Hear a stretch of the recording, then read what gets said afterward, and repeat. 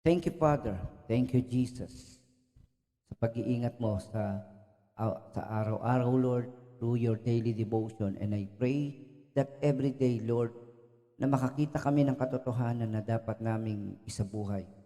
At tunay nga, O Diyos, maging maliwanag ang aming pagsunod, hallelujah, sa katotohanan na aming matutuklasan. Lord, we pray, O God, na wala pong maaring makapaglayo sa amin sa iyo, O Diyos, o walang sino man, O Diyos, at tatalikod sa pananalig, Panginoon, o ipagpapalit ka sa ibang bagay. Lord, wala kang katulad. Ikaw lamang ang Panginoon. Ikaw lamang ang aming Diyos. Hallelujah. Purihin ka, Panginoon. At tunay nga, ikaw po ang gumabay, Panginoon, kay Brother Matt. Lord, we pray na patuloy siyang lumaki na may, ah, ka, na may puspos ng iyong banal na espiritu. And we pray, Lord, na lumakas ang kanyang pangangatawan, maging malusog siya, O Lord, and he will be truly the joy of his family in the name of Jesus. Dalangin po namin, Lord, na sa bawat araw magtiwala sila at tunay nga, O Diyos, makakamtan nila ang kanilang mga dalangin, ang mga kailingan sa iyo, Ama, sa pangalan ng Panginoong Jesucristo. Salamat po ng marami. Ikaw po ang patuloy na mag-ingat sa pangalan ng Panginoong Jesucristo. Amen and amen. Hallelujah. Purihin ang Panginoon. Glory to God. Praise God. Hallelujah. In Jesus' mighty name. Ikaw po ang kumilos, Lord, sa aming signal. Makarating ito sa amin ng maliwanag.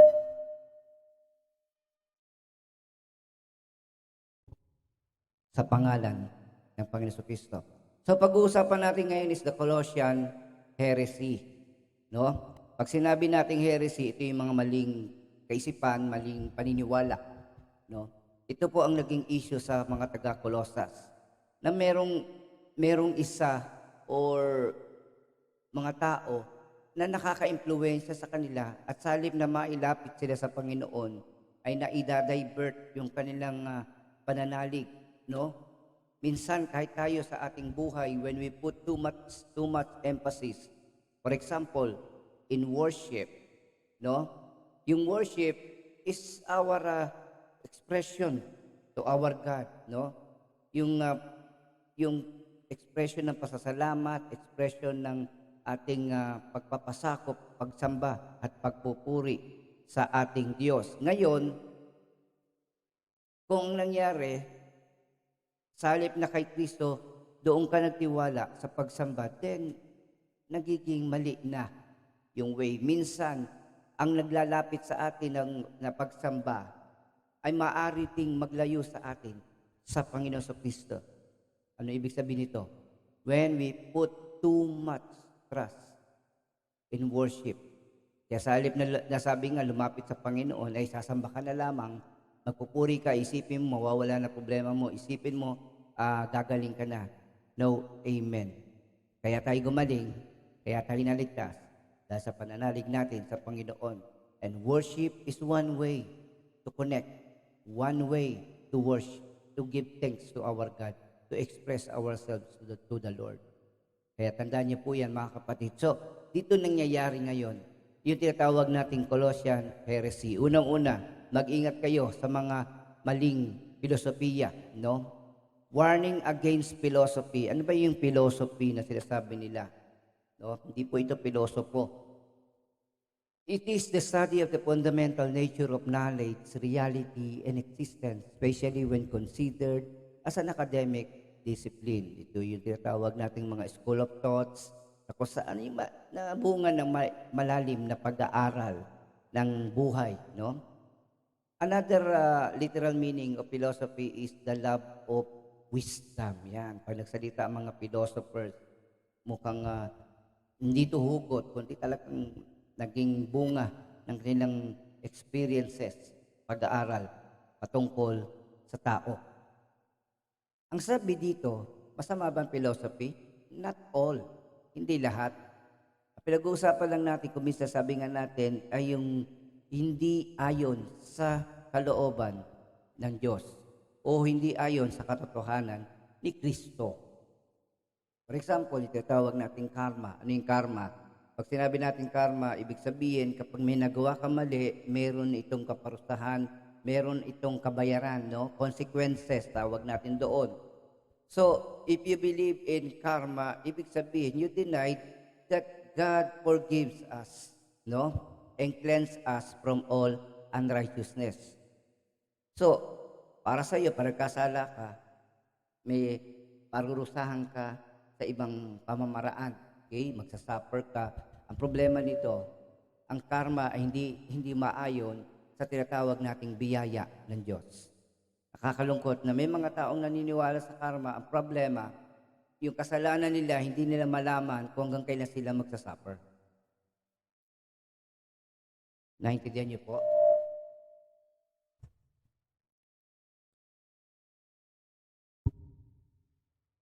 Hallelujah. Praise God. So tandaan niyo po yung bagay na ito.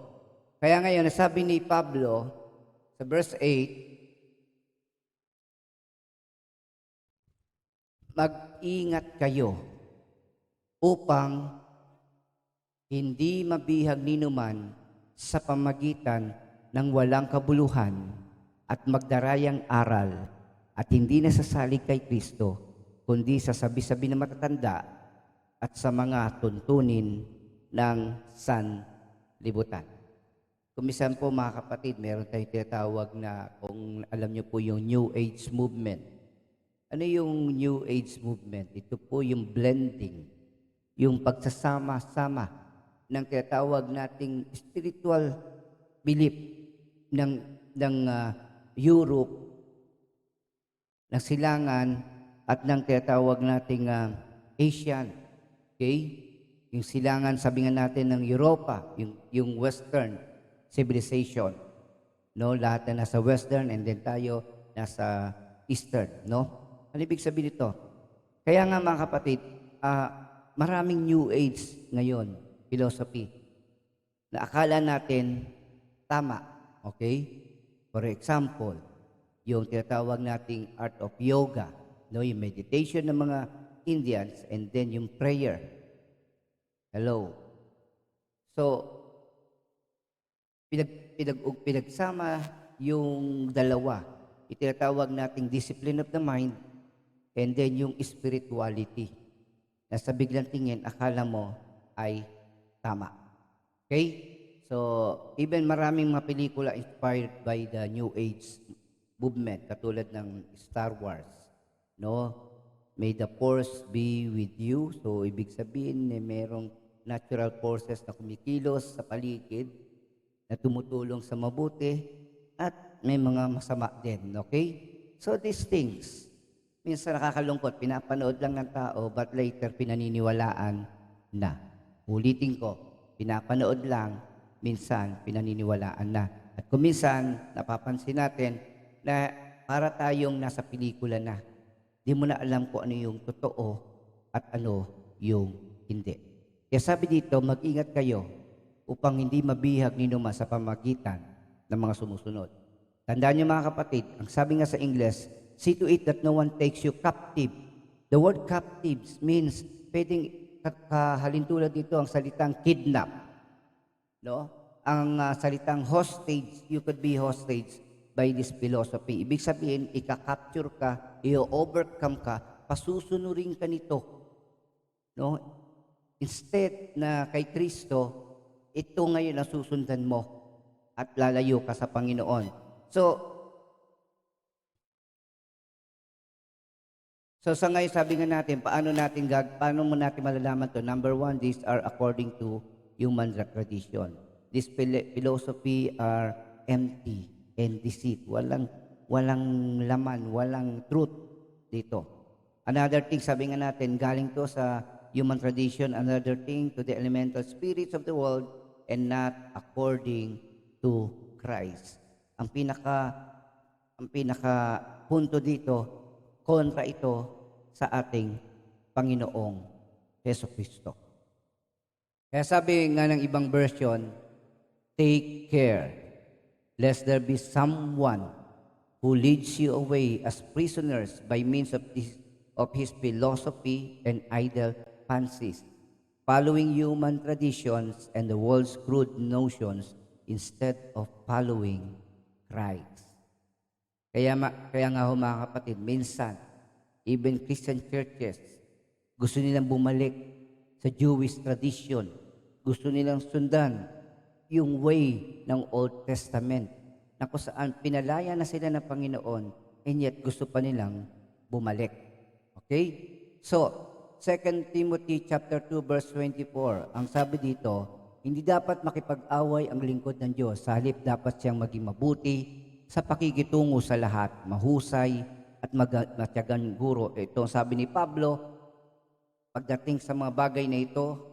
And then number 2, sabi dito, may nahon niyang ituwid ang mga sumasalungat sa kanya. Baka sakaling sa ganitong paraay, bigyan sila ng Diyos sa pagkakataong magsisit, tumalikod sa kanilang mga kasalanan at malaman ang katotohanan. Verse 26, kung magkagayon, magliliwanag ang kanilang isip at sila'y makawawala sa bitag ng diablong bumihag sa kanila. Kaya nga nung nakaraan ay pinag-usapan na rin natin, no? Na yung mga tao na ayaw makinig sa mga katuruan na binabahagi nila Pablo ay iwasan. Pero hindi ibig sabihin, tuluyang kalimutan, pabayaan. Hanggat maaari ay maibalik sila sa tamang pananalig at katotohanan. Mga kapatid, sabi nga natin, this is true in the Colossians and until now, nangyayari ito sa loob ng simbahan. Tandaan nyo, the focus of the devil is to steal, to kill, and destroy.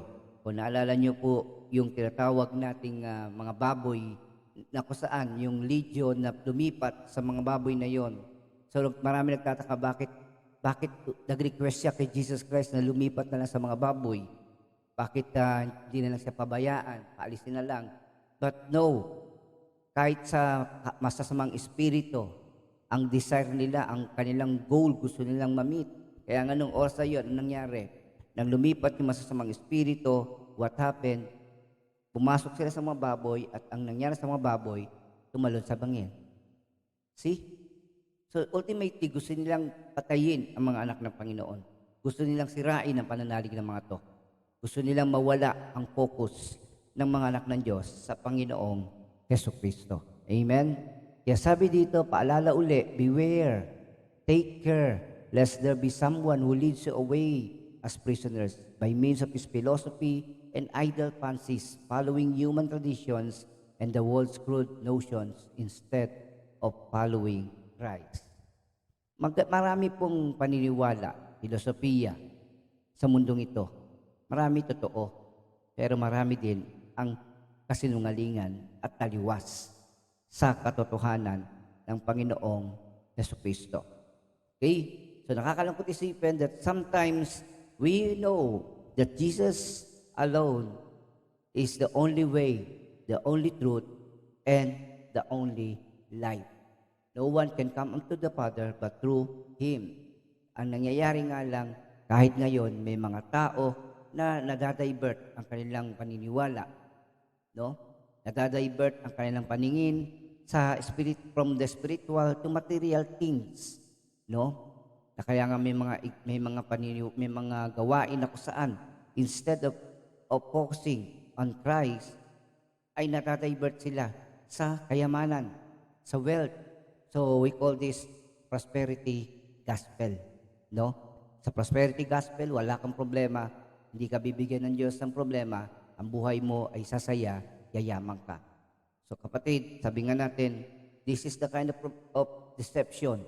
Ganito rin ang sinabi ng diablo sa Panginoong Jesucristo, no, sa Matthew chapter 4. Okay.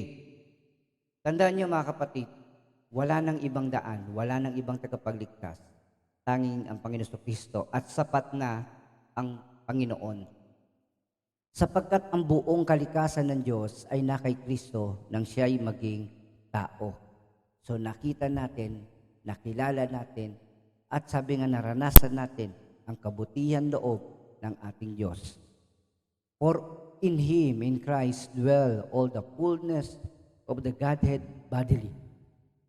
So, Jesus Christ is the image of the invisible God. Hallelujah. Purihin ang Panginoon for that. At sabi nga dito sa verse 10, at dahil sa inyong pakikipag-isa sa Kanya, naging ganap ang inyong buhay. Naging ganap. Sakop niya ang lahat ng kapangyarihan at kapamahala.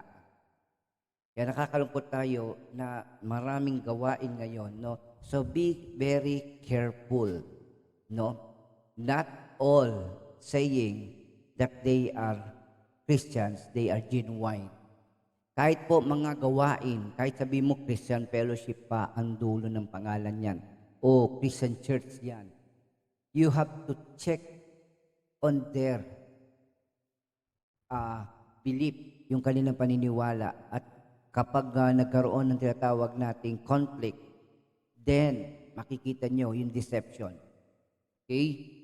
So tandaan nyo po yan mga kapatid.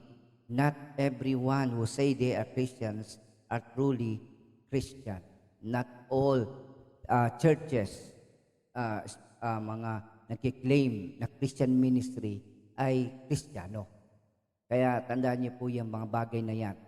Kay Kristo natin makikita ang katotohanan at ang Panginoon Kristo ang magsisilbing gabay natin, basis for the truth. Okay? So, ano po yung ibig sabihin dito? Dahil sa inyong pakikipag-isa sa Kanya, naging ganap na ang inyong buhay. Sabi nga, no one has authority over Jesus Christ, but Jesus has authority over everything. No, tandaan niyo po yan. Ngayon, sabi nga, and you are complete in Him, who is the head of all principality and power. Are we saved? Yes, you are saved by grace through your faith. No? So dahil sa pananampalataya mo sa Panginoon, kapatid, ikaw ay ligtas na. Kung ikaw ay tinanggap mo ang Panginoon sa Kristo at ikaw ay nananalig sa Kanyang mga salita at patuloy na mumuhay ayon sa Kanyang kalooban, then you are Christian. Christians are not those people who are member ng religion. Ang Kristiyano ay mga taong ginagabayan ng Panginoong Jesucristo. Who is leading your life? Sino ang nangunguna sa buhay mo? Sino ang gumagabay sa iyo? Sino ang hinahanap mo? So kapatid, ilagay mo dyan sa comment section, si Kristo lang. Okay? Si Kristo lang, wala nang iba. Tandaan niyo po yan. Hallelujah. Purihin ang Panginoon. Another thing, no? So mag-ingat tayo, huwag kayo magpa-hostage. Ang problema sa mga pilosopiyang ito, na sobrang lakas ng impluensya. So, saan nyo makikita yung mga yan? Karaniwan makikita nyo sa mga end-time ministry. Yung mga simbahan na nakafocus sa pagbabalik ni Kristo sa mga huling araw sa mundong ito. No? Nakakalungkot isipin na ang instruction ni Lord is to go and preach the gospel. Pagkatapos, ang nangyayari, may mga simbahan nakafocus sa paghahantay sa Panginoong Kristo. At sabi nga natin, meron din nagsabi na dumating na daw ang Panginoong Kristo, kaya nga nadagdagan ang mga religion. Okay? So, another thing, mag-ingat din po tayo sa tinatawag nating Judaistic ceremonialism. Yun. Hallelujah. When we put too much emphasis on things pertaining to Christ, then naliligaw tayo. For example, Sunday. We believe that Sunday is in the Ten Commandments. Mag-set aside tayo, mangilin tayo ng isang araw para sa Panginoon. Okay? That is good. But it doesn't mean that Sunday is the only day of the Lord. Every day is Sunday. Every minute, every hour is Jesus' hour. Kaya kung bisa sabi nga, pagdating ng Biyernes, Sabado, nangihina na kami, then ang focus mo ay wala na kay Christ, kundi doon sa araw. You think that Sunday is the day to recharge. Sunday is the day na biglang sisigla uli ang buhay mo. Supposed to be every day you can enjoy the strength, the revival of Jesus Christ. Amen? Tandaan niyo po yan. So ulitin ko, means kaya nga may isang reliyon dyan na hindi daw Sunday, kundi Sabado. Okay? Another thing, Christmas. Okay? Kung inutos si Lord, i-celebrate natin ang kanyang kapanganakan, walang problema. Kung inutos sa Panginoon every once a year ay ikantahan niyo ako ng happy birthday, walang problema. But brothers and sisters, no, if you put too much emphasis, no, Christmas is the day of birth, no? Hindi pa nga alam kung ano exact date. But wanting to be sure, hindi yung pagkasilang niya ang tumubos sa atin sa krus ng Kalbaryo, kundi yung kanyang sakripisyo, yung kanyang pag-aalay ng kanyang buhay para sa kaligtasan ng lahat. Yun ang malaga. Kaya sabi nga natin, we do not celebrate Christmas. We celebrate it every day. We celebrate it every Sunday. We celebrate it every Monday, Tuesday, Wednesday, Thursday, Friday, Saturday, and Sunday. Kaya ulitin ko mga kapatid, sasabihin mo na naman, uy, lalakas na naman ako on Sunday. Nako, marirevive na naman ako on Sunday. No, brother and sisters, i-revive ka ni Lord. Lalakas ka dahil kay Lord, hindi dahil Sunday. Amen po ba? So, tandaan niyo po yan, ha? Another thing, dahil sa pakikipag-isa kay Kristo, kayo'y tinuli on circumcision, hindi sa laman, kundi sa pagwawaksi na masamang hilig ng laman. Ito ang pagtutuling mula kay Kristo. So, ang ibig sabihin yung circumcision is not the flesh. It's not about the flesh, but the heart. Yung binago ni Kristo. No? So, tandaan niyo po, mga kapatid, na ang buhay natin na hindi na natin hawak na ng Panginoon at kalooban na ang kanyang susundin. Okay?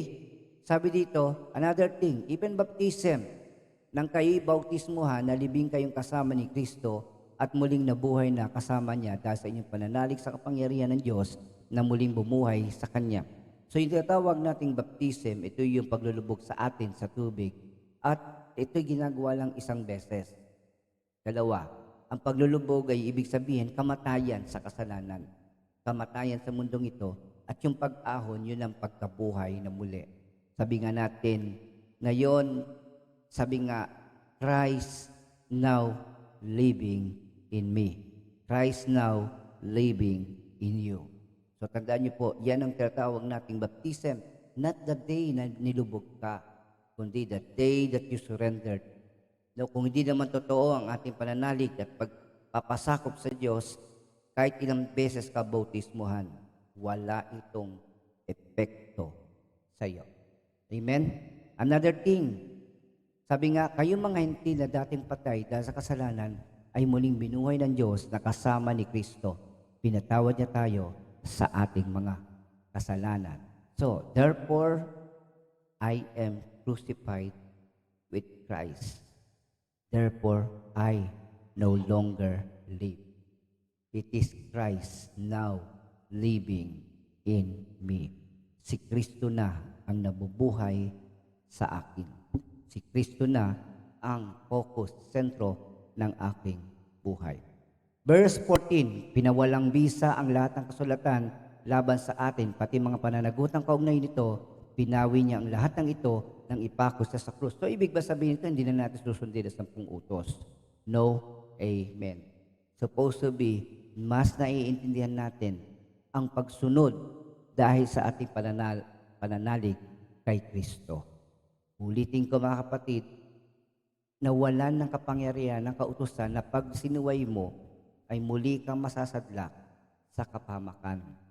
Dahil kay Kristo ay may kabayaran, sapat ng kabayaran ang kanyang dugo na bumuhos sa krus sa Kalbaryo para sa kasalanan ko at kasalanan ng lahat. Sabi nila, can salvation be lost? Mawawala bang kaligtasan? Kapatid, hallelujah, ang kaligtasan natin ay sa Panginoon Kristo. Ikaw, kapatid, kapag pinokus mo ang sarili mo sa ibang bagay at doon ka nananalig, that is the time na sabi nga, mawawala sa iyo yung katotohanan. Kapag wala ng katotohanan, will lead you to darkness and chaos. Okay?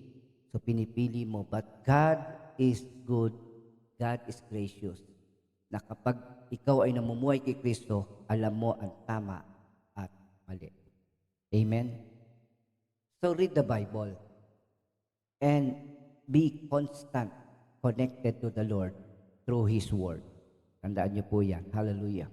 Another thing, sa pamamagitan ng kanyang kamatayan sa krus, nilupig niya ang mga pinuno at kapangyarihan ng salibutan.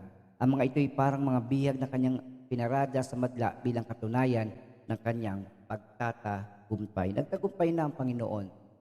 Naputol na ang kasalanan at ang bunga nito, ang kamatayan sa bawat isa sa atin. Hindi literal na hindi na tayo mamamatay sa mundong ito, kundi ang katotohanan na wala ng kapangyarihan ang kasalanan sa ating buhay. Sabi nga, after having disarmed the powers and authorities, He made a public spectacle of them, triumphing over them by the cross. So the cross of Jesus, the blood of Jesus, disarmed sin. Disarmed the effect of sin in our lives. Disarmed the enemy. Disarmed Satan and his forces. Nawala sila ng authority, nawala sila ng power over us because of Jesus Christ. Amen. Hallelujah. Kaya ang sabi sa verse 16, minsan, ito kasi nangyayari, kaya't huwag na kayong pasakop sa anuman tuntunin tungkol sa pagkain o inumin, tungkol sa kapistahan sa bagong buwan o sa araw ng pamamahinga. So ito yung sasabi, do not let these things overshadow Jesus Christ in our lives. That we put too much emphasis.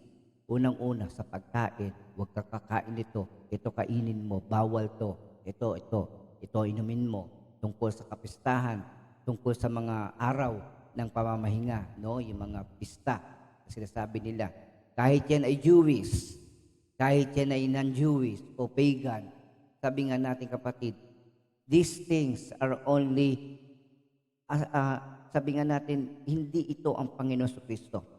Kahit patungkol sa Diyos, ang mga bagay na ito, hindi yan. Even the Sunday, even the praise and worship, even prayer, even fasting. So kapatid, sabi nga natin, yung fasting, hindi siya sumasagot sa panalangin ang Diyos. Pag nananalangin tayo, sino ang powerful? Powerful si Jesus, hindi ang prayer. Tandaan niyo po yan. Hallelujah. Praise God. Verse 17, ang mga ito'y anino lamang ng mga bagay na darating at si Kristo ang kaganapan nito. So, everything from the Old Testament changed after the cross of Jesus Christ. Before the cross, we have the temple. Sabi nga sa John, yung sabi ng babae Samaritana, they can only worship God in one specific place. But right now, this temple is now changed. And we have now the church. The temple God built by His hand. Amen? The offerings, mula sa mga handog na hayop, dugo, laman, taba. So, we have now the spiritual offerings. Then, yung tinatawag nating katanggap-tanggap na handog, walang iba kundi ang Panginoon. At ang naghandog nito, ang ating punong saserdote, si Kristo. At ang kanyang mga hinirang, the saints. And then, ang altar na kung saan inalay ni Kristo ang kanyang buhay mismo. Hallelujah. And then, the circumcision, the water baptism. And then, the chosen people, now, the church of God. Amen. Purihin ang Panginoon. Hallelujah. Tandaan niyo po yan. Another thing, another warning. Against angel worship. Ito pa. Yung pagsamba sa mga anghel. Huwag kayong patatangay sa mga nagpapakita ng maling pagpapakumbaba sa kanilang pagsamba sa mga anghel. Ipinamamarali nilang sila'y nakahigit sa inyo dahil sa kanilang mga pangitain, ngunit ang totoo, nagyayabang lamang sila. So mga kapatid, angels are ministering spirit. Ibig sabihin, sila'y naglilingkod ng Diyos. Naglilingkod, inuutusan ng Diyos para magdala ng protection, magdala ng kasagutan sa mga panalangin ng mga anak ng Diyos. Walang sinabi na sumamba tayo at wala ring sinabi na sila ang mangangaral ng mabuting balita sa mundong ito. Kaya kapatid, ibinigay ng Diyos ang authority sa mga pinili niya, sa mga hinirang niya, hindi sa mga anghel. Kaya kung may anghel na nangangaral ng bagong mabuting balita, huwag niyong paniwalaan ito. Tandaan nyo, even the devil, even Satan can deceive us sa pamagitan ng pag-aanyong anghel. Hello.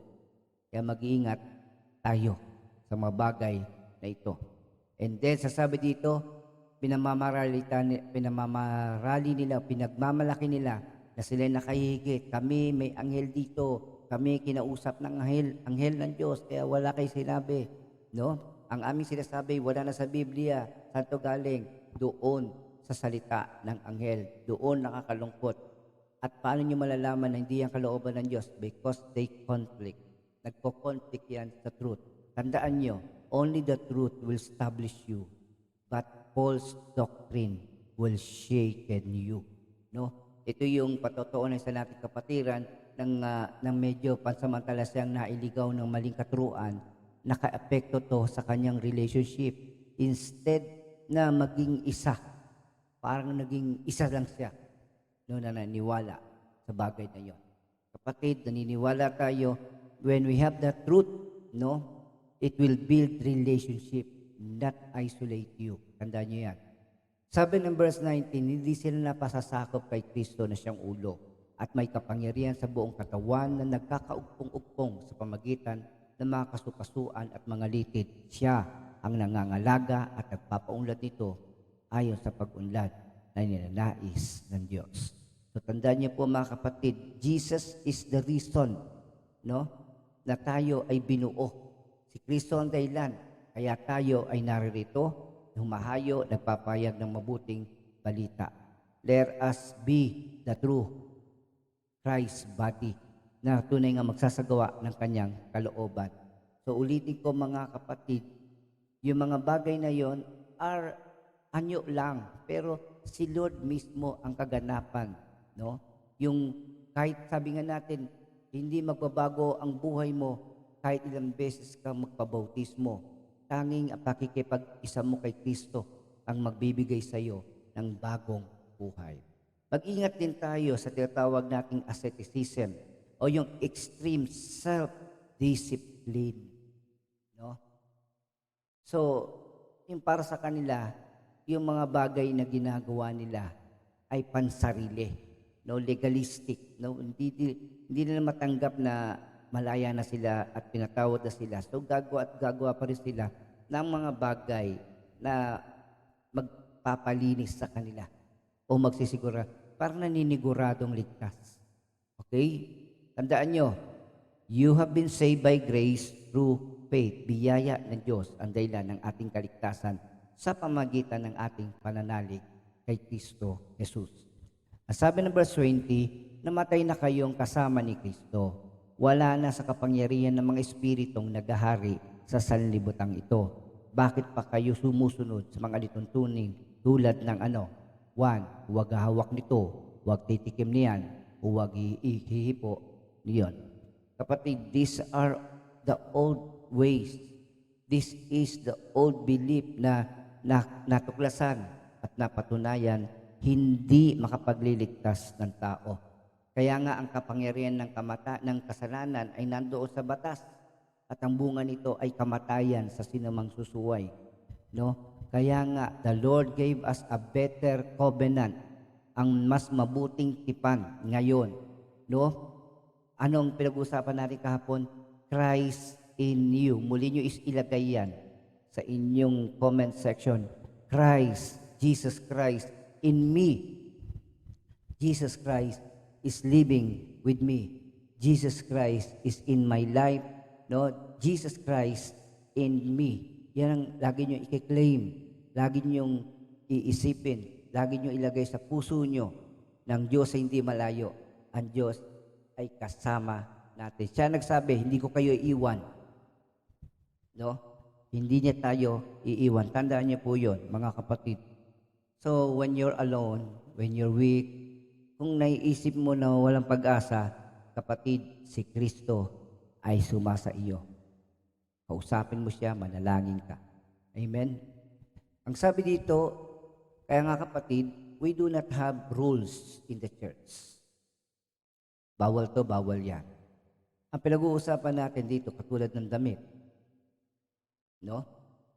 Ay, kung magsuot kayo ng maikli, kung magsuot kayo ng labas ang katawan, ang laman, no, ang inyong balat, no, mas marami yung exposed kaysa sa natatakpan, kapatid, i-check mo yan sa puso mo. Is that God pleasing? No? Sabi nga, maganda yung damit ko, wala akong pakialam, ang malisyoso, yan ang nakakasala, yung mga mata na tumitingin sa katawan ng babae na may kahalayan, yan ang mga nagkakasala. Kapatid, kasama rin sa utos ni Lord, huwag kang maging dahilan ng katitisuran niya ng mananampalataya. Amen? Sipin mo kung ang ating mga song leaders sa church ay lahat naka-miniskirt, baka mamaya ma-distract tayo sa pagsamba. Sa halip na kay Kristo ay mapatingin tayo sa nakikita natin sa ating harap. Okay? So, modesty, we call that modesty. Hindi naman, sabi nga natin, lahat ng gawin mo is according to faith. Lahat ng isusuot mo, lahat ng gagawin mo is according to God's pleasure. Ibig sabihin, Lord, itong mang damit ko will glorify you. So, yun ang desire mo, to please the Lord, to glorify God in your life. Okay? So, sabi nga, Pastor, hindi bawal uminom ng alak. Hindi. Pero sabi na banal ako sa salita, huwag kayo maglalasing. Hindi batas. Ang purpose ito is para sa araw-araw laging maayos ang ating isip. So marami yan, no? So, Pastor, mahirap hindi bawal mang babae. Magkaroon ng maraming girlfriend. No? Isa lang naman ang pakakasalan ko, yun nga nakakalungkot eh. Pag binigyan natin ng pagkakataon ng tukso sa buhay natin, magugulat ka, ikaw ang i-overcome niyan. Ikaw ang sasakupin niyan. Kaya huwag ka nang tumikim ng mga bagay na maglalaglag sa iyo sa kapamakan. Amen? Okay? Sabi nila, Pastor, kasi collect and collect, then select. Hindi ko makikilala yan kung hindi ko girlfriends pare-pareho. Para makapili ako. Manalangin ka sa Diyos, igagabay ka niya kung sino yan. Amen? So those things, no? Ang mga utos at aral lamang ng tao tungkol sa mga bagay na nauubos. When we focus too much on the rules, no? Instead of knowing Christ. Hindi ka umattend ng prayer meeting. Hindi ka na pwedeng magsimba. O hindi ka umattend ng Sunday. Hiwalag ka na. Doon nakakalungkot. Okay? So mga kapatid, reminder sa inyo, paalala sa inyo. Okay? Yung mga tinatawag na mga human commands and doctrines, they are good. No? Maganda naman yan. Kaya lang kapatid, kung ito ang magiging way mo, instead of believing in the Lord Jesus Christ, kaya nagkatawag natin dito legalism. Ibig sabihin, we are doing things para ikaliligtas natin. Supposed to be, when you know Christ, you are saved. So walk with Jesus Christ. Lumakad kayo ayon sa lakad ng Panginoon. Hindi sa mga pamagitan ng mga batas na ito. Sabi nga ng isang awit, pleasing you, Lord, that is the desire of my heart, pleasing you. Yung malugod ka, yun ang nais ko. Amen? So, please the Lord. Yung malugod ng Panginoon sa buhay ko, yan ang nais ko. Amen? Hallelujah. At sabi nga ng Colossians 2:23, the last verse, Sa biglang tingin, tila nga nakabubuti ang ganitong pagsamba sa mga anghel. Ang magaling ginagawa nilang pagpapakumbaba at pananakit sa katawan, ngunit ito hindi na nakapipigil sa pagmamalabis ng laman.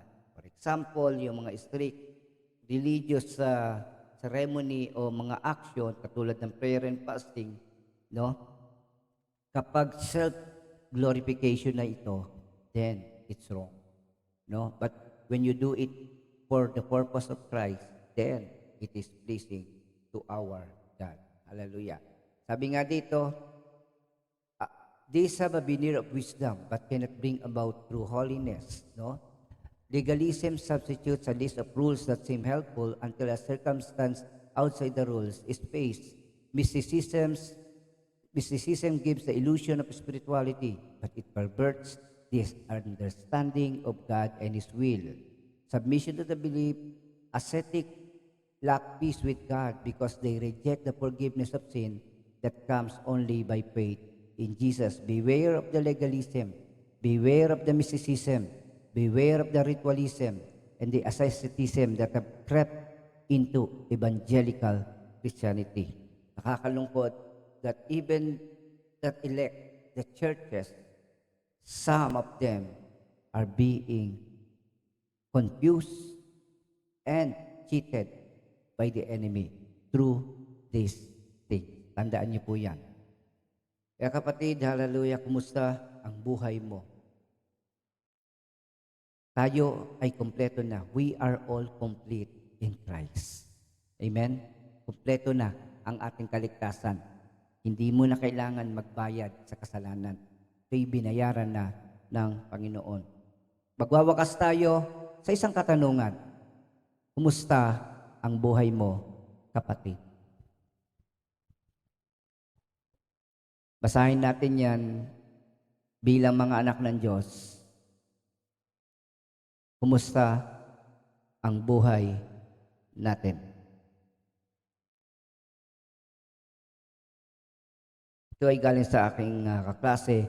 Sabi nga, ngayong pandemic, saan ka kaya dito? Ikaw ba ay fruitful? O fruitful? O fruitful? Kapatid, ang pananalig mo ay magbubunga ng mabuting gawa. At ang mabuting gawa ay mananatili. Bunga ng pananampalataya. Hello, ulitin ko, ang pananampalataya mo ay magbubunga ng mabuting gawa. Okay? So kung ikaw ay may pananampalataya, ang bunga nito ay bagong buhay, bagong pag-asa. Sabi nga natin, bunga ng mabubuting gawa. No, ibig sabihin, good works are the product of our faith. So if you believe in the Lord, you live life according to God's will. Kapatid, nawa tayo ay fruitful. Hindi fruitful o fruitful. Let us all pray that God will bless you with all the fruit of the Holy Spirit, the fruit of our faith in Jesus Christ. Heavenly Father, we thank you and we bless you. And right now, Lord, dalangin ko po, tulungan mo kami na i-focus namin ang aming sarili sa iyo, Panginoon, na kasama namin, sumasa amin, kaisa namin. Hallelujah. O Diyos, sa pangalan ng Panginoon Kristo, sa pamagitan nito, magiging matatag ang aming buhay. Mapagwawagyan namin ang anumang pagsubok at higit sa lahat, magiging kalugod-lugod ang buhay namin dahil si Kristo mismo ang gumagabay, nag-iingat at tuturo at nangunguna sa aming buhay. Sa iyo ang kapurihan, sa iyo ang pasasalamat, sa dakilang pangalan ng Panginoon Kristo, ang lahat na anak ng Diyos ay magsabi ng Amen and Amen. Purihin ang Panginoon, magandang umaga po sa bawat isa. Hallelujah.